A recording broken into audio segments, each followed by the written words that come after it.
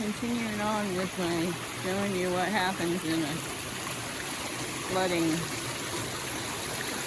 zone.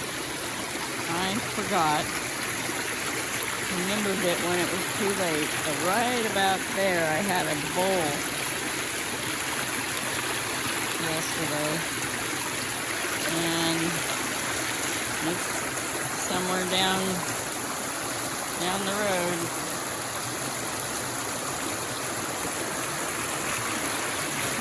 And look at that bedrock, looks like. I didn't know that was there.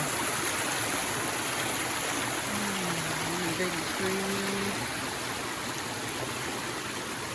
Hopefully they'll stay standing.